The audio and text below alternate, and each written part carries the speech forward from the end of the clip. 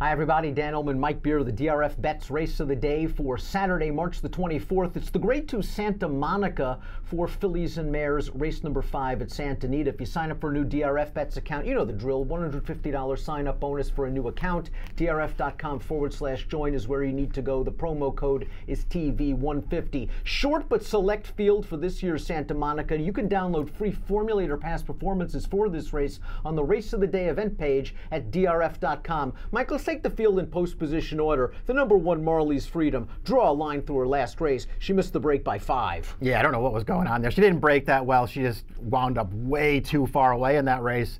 And then she was really running at the end. It was just way too late.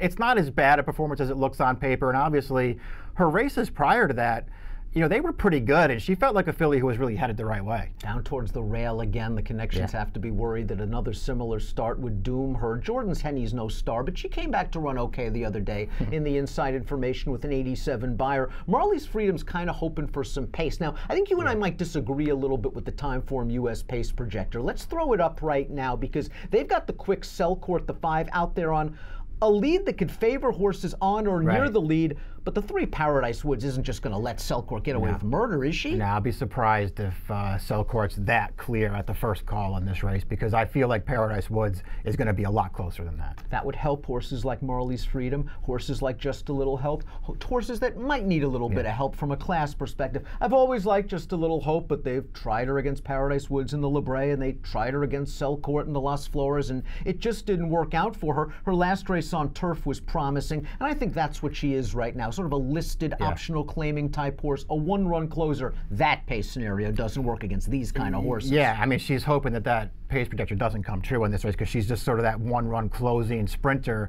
and she's going to need way more pace than that. And it also feels like, as much as I like her, I think she's a pretty good horse, she's going to need some horses not to show up with their best here. Class of the race, the horse to beat. The 3 Paradise Woods, even money on the morning line, multiple Grade 1 stakes winner, 3rd in the Breeders' Cup Distaff, ran just fine against Unique Bella in the La Brea. All Unique Bella did was come back and win with a 109 buyer speed figure in the Santa Maria. But Paradise Woods hasn't started this year, and she got sick, and she had a little problem with a foot, and this is kind of just a comeback spot. She has proven that she can sprint, obviously, in the past, but is she playing Selcourt's game, or does the 7 actually work to her advantage? Yeah, I think the 7 actually helps this horse, and we'll see. You don't love that, you know, she's had some little things go wrong leading into this race. That's never a great thing.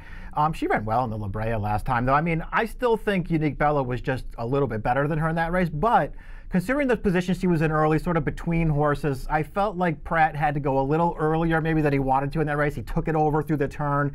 I mean, he was dead game down to the wire in there, just couldn't hold off Unique Bella at the end, but that was a good performance, and I feel like if she runs like that, I don't know, maybe she's just better than these horses, Dan. If Paradise Woods and Selcourt hook up early in a protracted duel, it could set things up for the 4 Sky Diamonds, because listen, she's pretty good in her own right. She's a multiple graded stakes winner, 4th in the Breeders' Cup Filly and Mare Sprint. I was a little bit disappointed in the Las Flores, because I thought the pace scenario kind of was working for her there, and maybe she was just a little bit short in her first start off the layoff. This trainer, Bill Spar, knows what he's doing, and maybe second off the bench with a little pace, Sky Diamonds might be the right one as the 3rd choice. Yeah, I kind of agree with your take on that last race. It felt like, you know, because Selcourt and Kanaya were sort of racing each other in that race, that maybe it was going to set up well for her.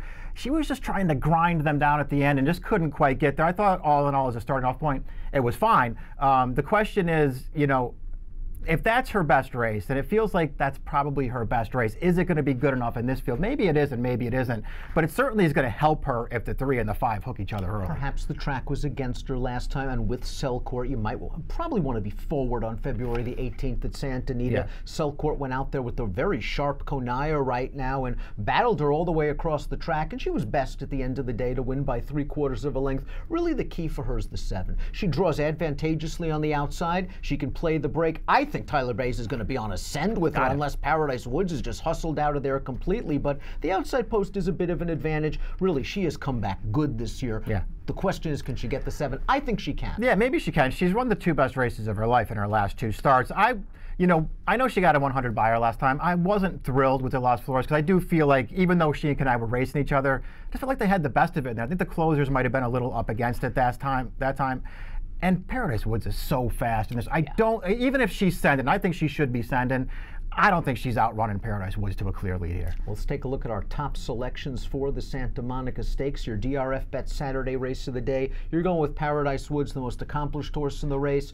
Even money on the line. You're going 3, 4, 5, and 1. You'll try to get Sky Diamonds into the exacta. Yeah, I'd be surprised if they just went 1, 2 around the track to 2 speeds, but maybe it'll happen. I'm hoping that Selcourt's recency has a little bit of an advantage over Paradise Woods, that maybe Paradise Woods is using this race as a springboard for something else, and maybe, just maybe, the Timeform US Pace Projector is right. I'm hoping that Selcourt might be able to make it 3 in a row for John Sadler. I'm going 5, 3, 4, and 2 in the Grade 2 Santa Monica. If you're playing the Saturday DRF Bets race of the day from home or the entire Santa Anita card, please consider a new DRF Bets account. $150 sign-up bonus is yours when you go to drf.com/join and type in the promo code TV150. Approximate post time for the Grade 2 Santa Monica, 2 o'clock Pacific on Saturday. Good luck.